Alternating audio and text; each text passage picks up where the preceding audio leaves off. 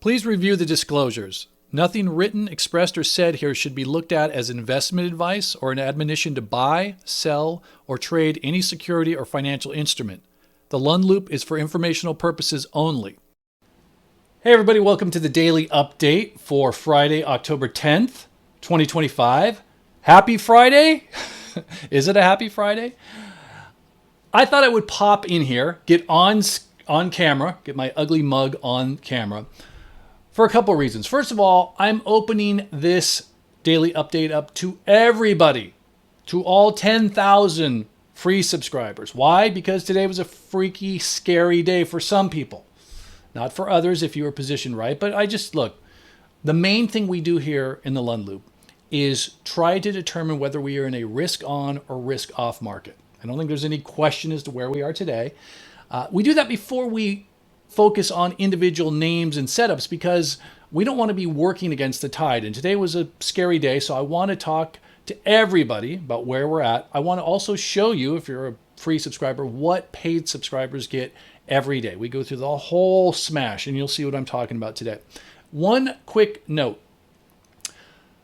95% of the time, maybe even like 97.8% of the time, when I reference a specific trade and a specific entry price and a specific exit price, it's because I've already posted it either in the Discord or in one of the daily update videos.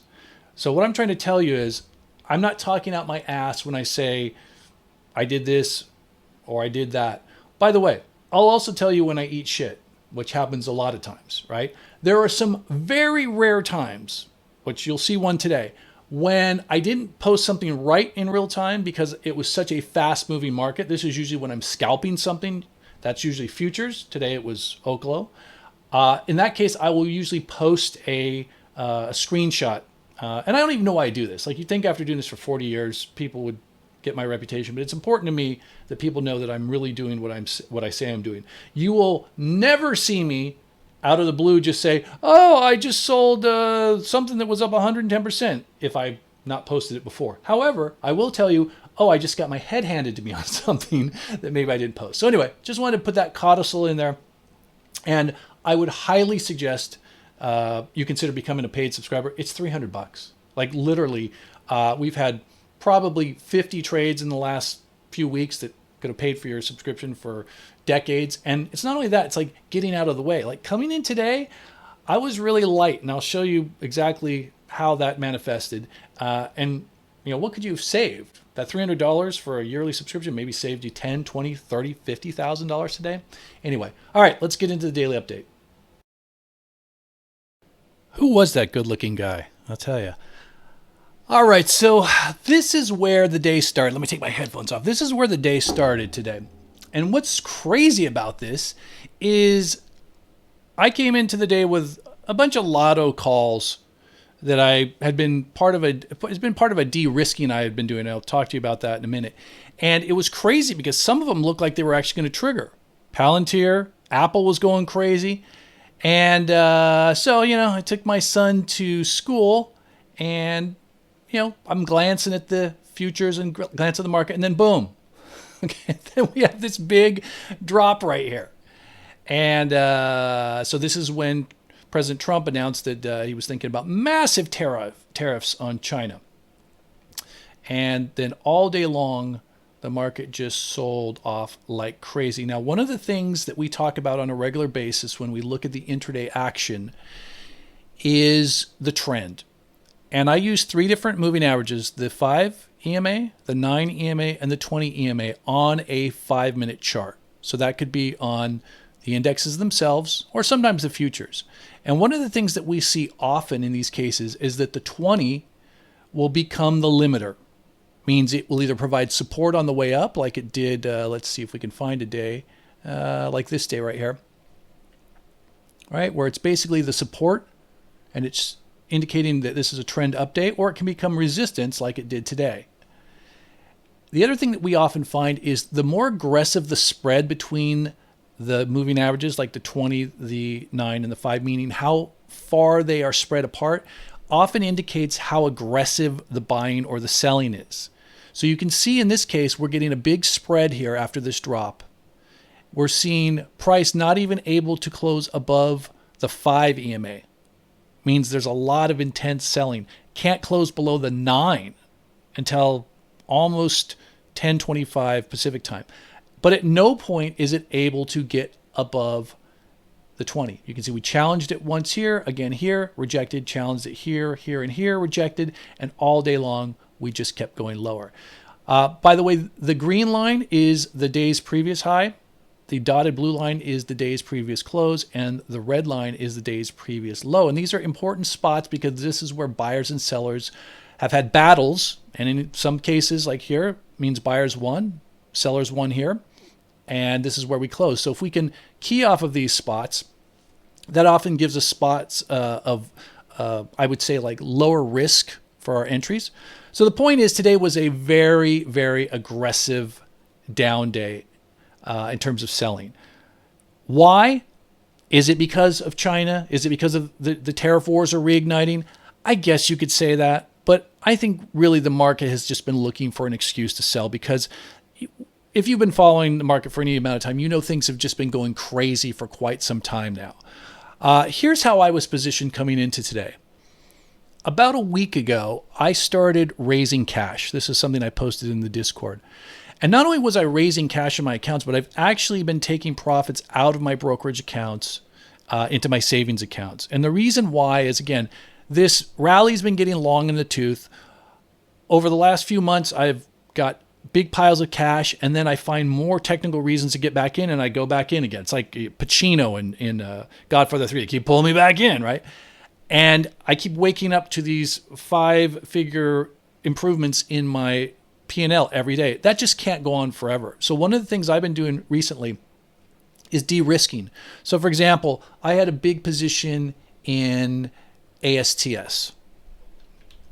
Made a lot of money in ASTS. This is one that we kind of flagged right here. Rode it all the way up into this area here. And then what I did is I took all my shares and sold them and took just a fraction of them and rolled them into some upside calls. That limits my risk, right? I lock in a profit. I'm paying a little bit of premium for future upside, participation, but limited downside. So, and this has worked out here. But coming in today, I had very few positions. Here's what I had: I had a Palantir Lotto position, which I should have taken off yesterday, but I didn't. I had a Apple Lotto position. These are just things like you pay a little bit of money on the outside chance that they're gonna go to the moon. What else did I have? I had some old QS that I had bought. I bought 14s, 15s, and 18s back in here and sold and was holding the 18s for a Lotto move. That's pretty much it. I had Amazon coming into today. I had bought it right here. It made a beautiful move over these 3 days. Here's where I sold it. So this is when I noticed the market tanking right here. We got this little bounce, and I said, if we lose this bounce, I'm out. We were down like 4.5 points, I think, at some point when I sold it. And Amazon finished the day down 11, almost 11.5. Sometimes those first sells are really good sells. Yesterday, I got all out of my Kava, right? So I got out of Kava like right here. Yesterday, I got out of my Bros options and some of the add-on stock, although I do have a core position still in this one. What else? CMG, I sold out a bunch of it yesterday. I sold some into here. I bought an ad here, sold some of it here, and then I sold the rest of it when it broke here. So I really didn't have a lot on today. I was down 1.65% on my portfolio today. And that's just because I've just been de-risking going forward. Now let me talk about that for a second. There are people in the Lund Loop community who, since this area here have been saying we're going to have a big crash. Also, when we got into the shutdown, we were going to crash, right? So there's been people that have been taking small losses as they position themselves for a big downside here. There's also been people that have been, like myself, that have stayed long technically. Here's how that works. The people that stayed long made money through here and lost a little bit here if they were managing their portfolio correctly and got stopped out. The people that were getting short here were losing a little bit here because they were getting short slowly, and they made a ton here. So my point is, in this area right here, you could have been long or short and still made a lot of money depending on how you manage it. If you were long during this period and you had your risk parameters in place and your stops in place, then you lost a little bit today, but whatever. You made money during this period. If you were smart in positioning yourself short here, you didn't get too ahead of yourself and you got paid today, and you might continue to get paid going forward. The only thing I really did today besides close positions was I took a short in Oklo. And let me tell you what my mindset was on that. So let's take a look at what the market was doing at 820. 810 to 820, it was breaking into new lows. Okay, we'd come down here, we'd bounce a little bit, and then now we're breaking into new lows at 815 to 820. Here's what Oklo was doing at that exact same time. It was going to new highs. And I just said to myself, there's no way this is sustainable. So I took a short here, added to it here, sold some here, reshorted here, sold some right here, didn't re-add on this jump, and now I am net short, not a lot, 250 shares, but I got a lot of profit in here, and I think Oklo actually went lower. Let's see. Yeah, it even went lower after that. I think it's important to note too that after the market was closed, so this is where the market closed right here in this area. And then we took a massive dump lower on another tweet from the president. So point is, tough day. And what we normally do here in the Lund Loop is we'll look at the intraday action to see if it shows us anything. Here's what it shows us today. We went straight down and closed at the low of the day. Then what we usually do is we look at the indexes. And something I've been saying in these indexes since like this area is there is nothing technically wrong with this market. There really isn't. Well, guess what? That all changed today. This is look at Crash Watch. Remember we had a Crash Watch? Well, we found it. Let's get rid of this. Today was a bad day. There's just no way you can sugarcoat it. I mean, we got the SPX down almost 3%, closing at the absolute low of the day. Increase in volume, not as big an increase of volume as I would have thought. And what's really concerning about this is how fast it happened. It's the speed. Like if you'd had this drop over 2 or 3 weeks, kind of just lilting down here into the 50, I'd be like, yeah, no big deal. But to do it in one day, to lose the 8, to lose the 21, to get almost to the 50. Now, by the way, these are EMAs. That's not good. That's not good. And so we're coming back into this area that could be support right here, at the 50. I think the concern for Monday is this. The move was so fast today. If something happens over the weekend, if we get into a war of words with China, if we get a gap down on Monday, there's a potential that things could break, right? Leveraged ETFs, derivatives, hedge funds. So we could see an ugly Monday. This is a binary spot. I didn't buy anything down here. I'm in a lot of cash because this could as easily open up down here and keep going as it could open back up here. And that just doesn't give us an edge. So we're always trying to look at when we have an edge and when we don't have an edge. And right now, this market's not giving us any indication. It's very binary, and we're going into earnings season. All right, if we go to the Qs, same thing. There's the volume I would have expected to see in the SPX. Ugly, cutting through support levels, cutting through the 8, the 21. Didn't quite get down to the 50. We have some support coming up down in here. I mean, there's probably a little bit of support right here. But again, closing at the lows of the day and not giving us really any clues as to what's going to happen. I mean, if you're just like, buy every dip, then you think we're going to gap up on Monday, I guess you buy. But I don't want to take that risk for sure. What else do we have? IWM breaking down. It had this nice little consolidation at the top of this 3-year base that we've been in that I had hoped we would break out of to the upside. If you look at this base right here, I mean, that's a beautiful base, right? But as of now, we are failing this base big time. And we have a big increase in volume here. Again, closing at the low of the day, losing 2 EMAs, the ultra short term, the 8, the short term, the 21, and getting, pretty close to the 50 in one day. Not good. And then finally, the Dow. which, as you can guess, down big, closed at the low of the day, lost the 8, 21, lost the 50. Everything is going in the same direction. Everything is on higher volume. There's just no way to spin this. It's a very bad day. It's a very bad day. All right, so now what we do is on Fridays, we look at the weeklies. And what's really interesting about this is if we look at the weeklies on the SPX, we haven't really had any down days. I mean, I guess we had this down week right here, but we didn't violate the 8 period during this whole time. Now we're just below it. And that's a pretty big candle. However, lighter volume. Does that make us feel good? It doesn't make me feel good. So we could be in for a definite rest here.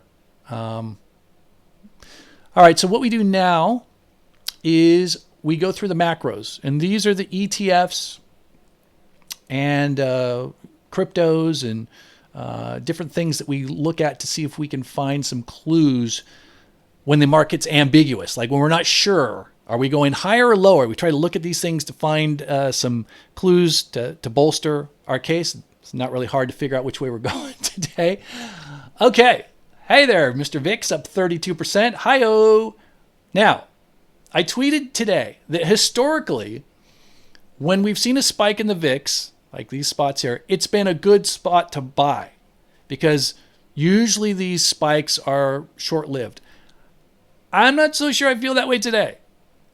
I was not buying anything with the VIX up here. There's no rush to buy things. There really isn't. I think we need to have things settle out a little bit. Be very careful. We're very risk off now. I'm not really going to be looking to do anything. And we certainly don't want to see this VIX break and hold above this level because this has kind of been a line in the sand. And if we get above there and on a closing basis, things can get really ugly. If we look at Dixie, not much of a move given what's happened today, but we did see Dixie recently break this long-term trend line, kind of base in this range here and start to break to the upside. And now it's got a little bit of a pullback. TLT had been stuck in this base, now breaking, so it looks like it's a continuation of this breakout, right, after breaking this long-term trend line. Bitcoin smashed. And right at what we would call a double top. So that's really not good. You can see the Bitcoin bulls are coming in. They're trying to buy it back up. The weekend will be interesting. We often get some interesting action on the weekend. I would really like to see Bitcoin hold above here. I always think of Bitcoin and crypto as a risk on or risk off proxy. Right now it's telling us risk off. Ethereum, same thing. I mean, what a flush here. Again, the bulls are coming in, but still, that's a really ugly candle. XHB, which we had seen earlier in the week, broke this little bear flag and has just continued. You see the moving averages. I got the wrong moving averages on there, don't I? You see the moving averages starting to curve over, right? Now below the 200-day. SMH, which had been holding the market up, looks so great. It's not good when you go from all-time highs to below the 21 EMA like that. When you lose almost 6% on this much volume, that's a really bad sign. Breaking through a support level. XBI actually holding up fairly well, surprisingly, especially given the way IWM acted today. XLF, this is bad. As long as XLF is near highs, as long as financials are in an uptrend, it's hard for the market to give back much. But the market just, XLF just sliced through everything here. We got the 8 and the 21 curving down, losing the 50, losing the 100, and, in free fall, closing at the low of the day on a big spike in volume. KRE, just as ugly. So it's not really ambiguous, is it? All the macros are pretty much confirming the move in the indexes. Oil got smacked down today, stopping at an old support resistance level. OIH confirming the move as if you needed a confirmation. XLE confirming the move. Gold surprisingly up after yesterday's down day, still above the 8-day moving average. Gold miners, looking a little toppy here, just above this support area. Silver,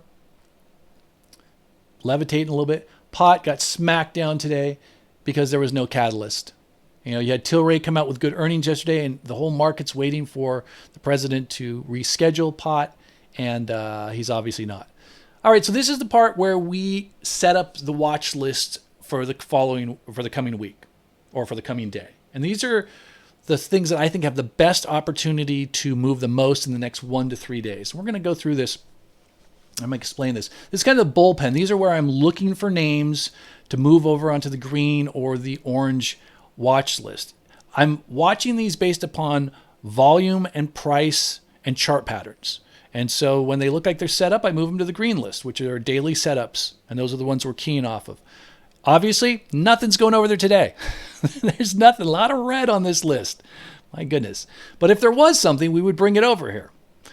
And we would add it to the newly green list. Now, these are the ones that were previously on the list from yesterday. And, I guess you could probably guess what's going to happen here, right? None of these are going to stay. We put them on the list to see if they trigger. By the way, this reminds me, if you become a Lund Loop subscriber, not only do you get the full daily update, but you get access to the Ask Me Anything section, right? Where I have subscribers ask me questions, and I will answer them right here. Also, my Meditations on Market Theory series, where it's kind of larger concepts around the market and how it's evolving. But most importantly, the Deconstructing a Trade archive. And why this is important is when we're looking at things that are on the green list, right? You can just say, okay, I'm going to put something on the green list. What does that mean? Well, let me give you an example from something that was on the green list here, APLD. All right, so I put APLD on the green list here. I felt like it was set up, ready to go. It's made an incredible run. It went from 13 all the way up to 38 today, okay? But just because it's on the list, like, what does that mean? Do you just buy it there? Now, some people will just buy it, right? And some people will buy it the next day, depending on what the action is. Once you become a subscriber, you can go into the Deconstructing a Trade archives, and I talk about core concepts on how you get into positions, right? Everyone can show a daily chart. Oh, this looks good. So what? How do I get into it? How about how to correctly size your position, right? An explanation of how the watch lists work, how to get into a lower trigger. You'll see what that means. This is the really important part of the Lund Loop Deconstructing a Trade archive. The setups and entries. This is where the rubber meets the road, right? Getting in after a big move, right? Trading a gap up off the watch list. What if the stock that you're watching on the green watch list gaps up? How do you get into it? This shows you how, right? How to create cash flow after a big down day. That might be important given today's action. How about using intraday moving averages to put the odds in your favor? Optimal entries off the previous day's low, finding entries off an opening gap. Anyway, there are so many videos in here that take you beyond just, oh, this is a good looking chart, but how do I get into this stock in a way that is the most risk averse, right? And how do I manage it?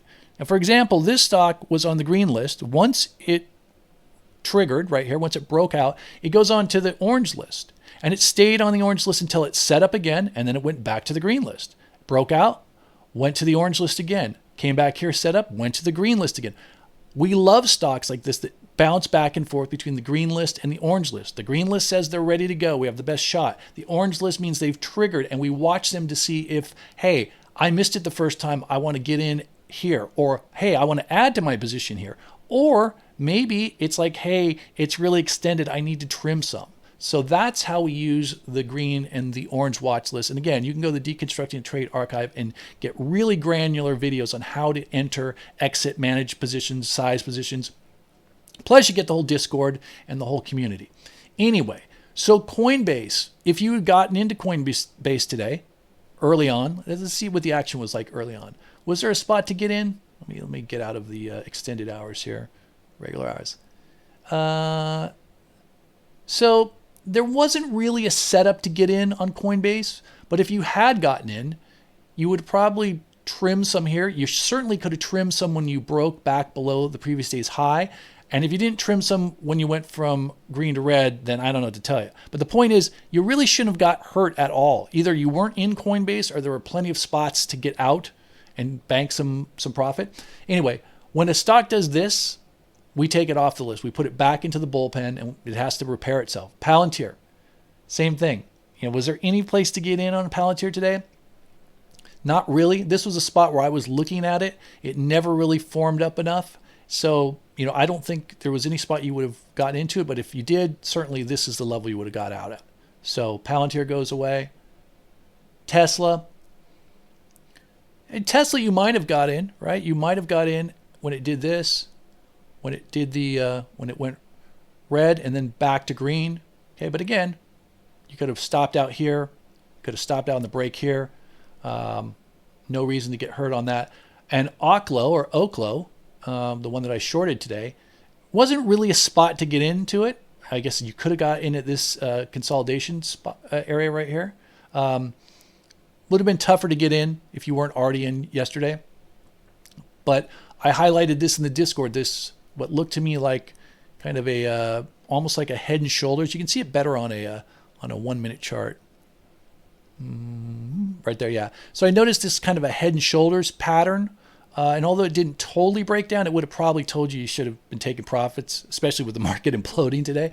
So Oklo, where does Oklo go? This is a weird one, right? Where does it go? Let's put this back to 5 minutes. Because it did trigger. I mean, it triggered for sure. It's back above the breakout level. Let's get rid of this. It held above the breakout level. It's above the 8, so I got to put it on the green list. Do I think it's going lower? Yes, that's why I'm short. But right now, it's still technically active. If you are in it, hopefully you trimmed here. Maybe you got out, but if you're still holding it, this thing could form up on Monday. It's possible. This is the point about technicals. We're not going to guess. We're going to let the technicals tell us. And all we're going to do is manage our risk. Okay. Yes, it could form up here and still stay long. That's why I've got a small short position with a lot of profit built into it. If you have a long, big long position, I'm not so sure I would have held it. Okay.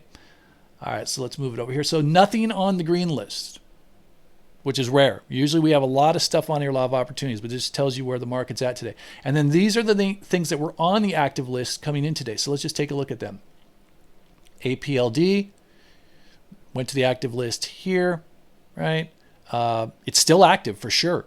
Even though today was a big down day, it was up 16%, still way above the short-term moving average. I will generally keep these on the active list for one of 2 or 3 criteria. One is they're still above the breakout area or they are above the 8-day.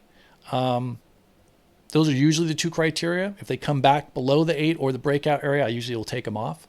But this stays on. QS, still technically above the 8.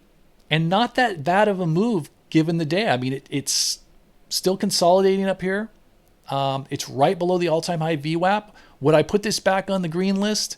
Not given the market that we're in now, but I will keep it here on the active list. So we're going to, hopefully this will firm up in this area and maybe it goes back to the green list. NBIS, still above the 8, right? Still above the breakout on the most recent add to the green list. This is where we originally put it on the green list. Went back the other day, still active. Snow, hard to believe, still technically active because it's above the 8. Ugly bar, a bar that you would have wanted to take profits, maybe even got out on, but it's still technically active. This was the breakout. Okay. Meta, that's not active. Meta was here, made a beautiful move yesterday that you could have gotten into on the intraday. I even did I think I did a little video about that. There was a great spot here. You could have got in on the break here. You could have got the break here. You could have got on the break here. But today, guess what? It goes back to the red list. That's a fail. All right. GXO, that's a fail. NVIDIA. Let's all say it together. Fail. Amazon. Whew, ugly, ugly, ugly bar. Whew. And this was looking so good as it broke this trend line, but that's a fail for sure. ASTS, still active. Hard to believe, still active. AMD, still active. Would you have wanted to take some profits here? Sure, but still active. And Hood, not active, okay? Breaking back below this level here and below the 8. And I know if you look at this right now, you're going, I'm not following this. Trust me, within a couple weeks, you become a paid subscriber, you'll get the rhythm. And that's the whole thing, right? Is learning that rhythm, learning when the markets are in the best scenario for us to make money, when the risk is in our favor. Right now, the risks are not in our favor. Definitely not in our favor. This is a scary, scary bar. But I want to emphasize something that's super important. Just because we have this bar here, don't get yourself in the mindset like we're crashing. This is it. We're crashing. Should you be, have a lot of cash? Should you have taken a lot of things off here? Yes. Should you not be speculating and doing coin flip trades? Yes. But if we start to see this drop retrace, build up, recapture levels, recapture moving averages, we will respond accordingly. We never want to pretend we know what's going to happen, because when we think we know what's going to happen, sometimes it blinds us to what is happening. So anyway, given that, I hope you have a great weekend. I hope you remember that the market is not the end all be all. We're in this market and we trade to make money, but we do it so that we can have financial security for our family, for our future, financial freedom, so that we can support the people and the causes that we care about. That's what's important. Hopefully you made a lot of money. I know Lund Loop subscribers have made a lot of money since this tariff low, because we never thought that, America's time was over. We never thought that we were going to crash. We picked up positions here. We strategically got long. We added to positions. Even when everyone was saying, oh, we're going to crash, we kept long. We took a little bit of a haircut here, but that's okay, because we've made a shitload of money this year. And I personally feel really good about where I am in terms of my cash levels, very low exposure, going into my favorite time of the year, fall, and just chilling. And I hope you feel the same way. And if you become a subscriber, get in the Discord. And if you do, I'll see you there this weekend. By the way, these are usually not this long. I just wanted to do an extra long one because of the day, and just to give free subscribers a little bit of a heads up to what we do here. So anyway, have a great weekend. I'll see you Monday. Hey, it's Brian from the Lund Loop. If you'd like to get the full daily and weekend updates, along with my trading watch lists, as well as access to our members-only Discord, go to thelundloop.com and become a subscriber today.